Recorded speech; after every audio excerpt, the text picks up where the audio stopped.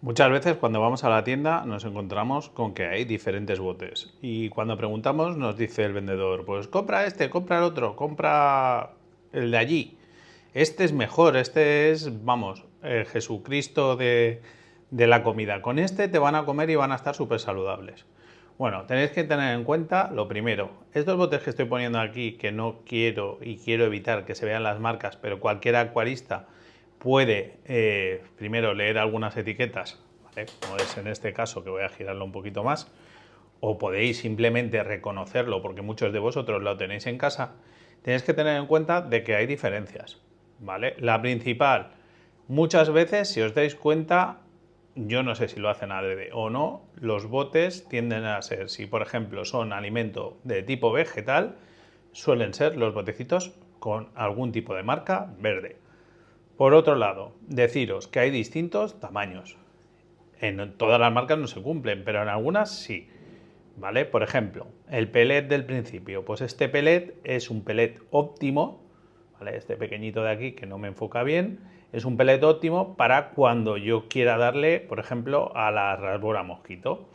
El segundo que tengo, que son unas pastillas de fondo para coridoras, si os dais cuenta, pues es ese material yo lo utilizo también para las gambas, se le puede dar perfectamente porque casi todo, ¿vale? Son alimentos vegetales.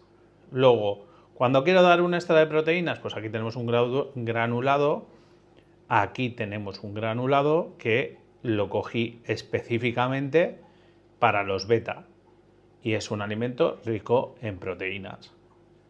Luego, por ejemplo, los Vipachip, estos famosos, no se los comen, no lo quieren nada. O sea, tengo que partirlos, son muy duros, pero me viene bien porque las caridinas japónicas les cuesta tener que llevárselo y escapar con él y esconderse en algún sitio para comerlo, con lo cual me viene muy bien.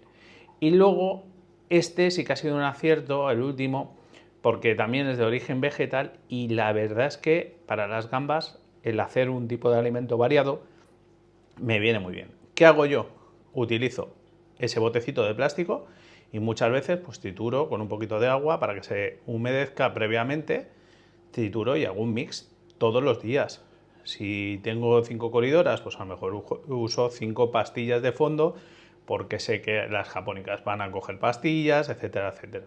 O sea, siempre calculando más o menos la comida que podían comer sin tampoco pasarme y una vez al día. Lo ideal sería realizar 2 tomas de comida al día.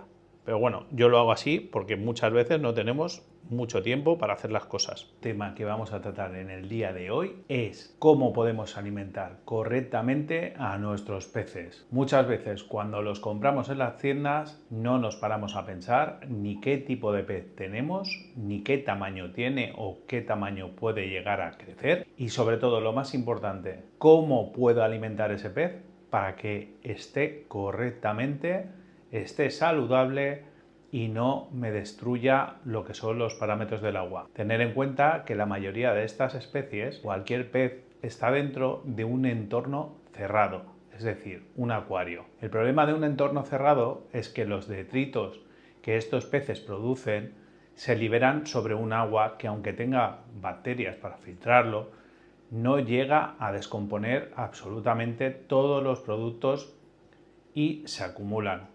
Sobre todo el problema viene cuando se sobrealimenta a los peces. Muchos de estos alimentos tenéis que tener en cuenta que una vez digeridos por los peces son expulsados a través de sus excreciones. Otro problema y otra cosa que tendríamos que tener en cuenta siempre a la hora de alimentar los peces, ya fuera de sobrealimentar, serían la cantidad de veces en la que repartes ese alimento. Es decir, no es lo mismo repartir el mismo alimento que voy a tener o 2 tomas que darlo todo directamente al acuario. Por otra parte, hay mucha gente que no desconecta el filtro. Eso es un error, ¿vale? Cuando alimentamos a los peces, de normal, si no alimentamos pequeñas cantidades, deberíamos desconectar los filtros para que en el plazo de 1 minuto o 2 minutos se hayan alimentado correctamente y no nos contamine el agua. He estado buscando por internet una fórmula magistral que me permitiera decir, yo sé cuánto tienes que alimentar en función del pez que tienes.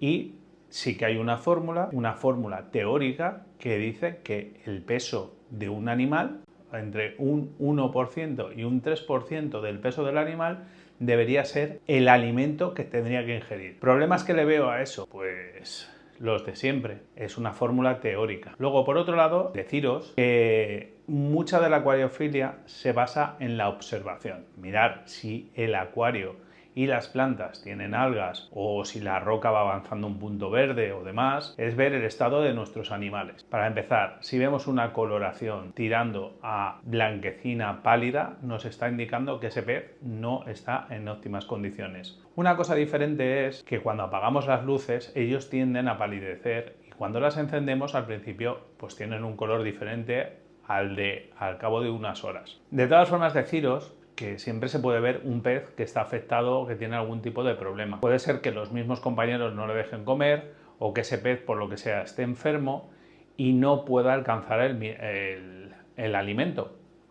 Entonces, recomendaros, primero, en ese tipo de situaciones, lo mejor yo creo que es apartar a ese pez del resto. Venden parideras que son pequeñitas, que puedes tenerlo aparte y puedes asegurarte de que ese animal pueda estar alimentándose correctamente.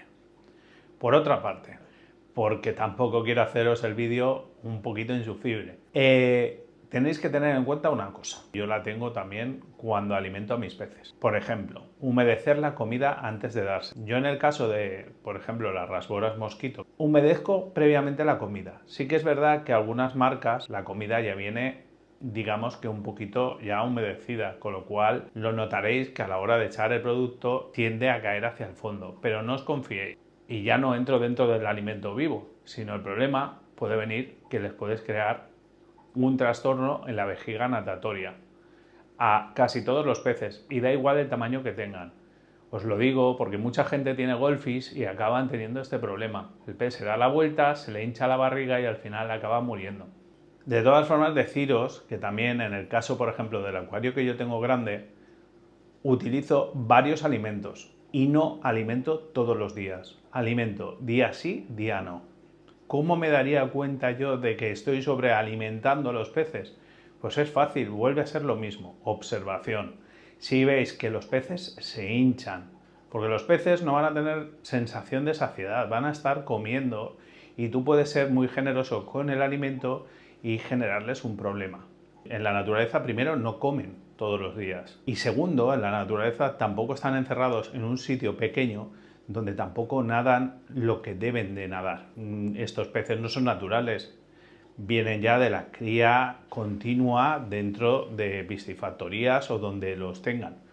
Estos peces no son como los que te puedes encontrar en la naturaleza porque han sido criados y criados y criados. Es decir, tienen, igual que pueden tener debilidades a enfermedades, pueden tener debilidades a esto. Si les veis la barriga abultada, es un indicativo claro de que pueden tener una sobrealimentación, con lo cual tenéis que reducir y moderar el alimento. Otra cosa sería si yo, que en el caso de España ya sabéis que está regulado ahora mismo y me parece que no puedes dejar durante 2 días seguidos los peces sin vigilancia, sí que recomendaría que si vais a pedirle a algún familiar vuestro que alimente a esos peces, antes coger y una semana antes a lo mejor alimentarlos un poco más de la cuenta para que ese pez, en caso de que tenga algún tipo de carencia, tenga reservas. Tenéis que tener en cuenta otra cosa más, para los que tengan coridoras. Las coridoras, muchas veces, y lo digo porque me pasa en el acuario grande, tengo problemas porque no llegan al alimento